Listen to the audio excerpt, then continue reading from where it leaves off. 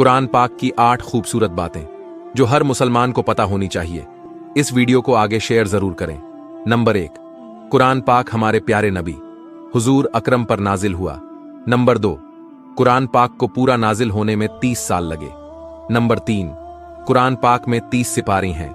Number 4, Quran पाक में 114 सूरतें हैं। नंबर 5, कुरान पाक में 7 मंजिलें हैं। नंबर 6, कुरान पाक में 14 सजदे हैं। नंबर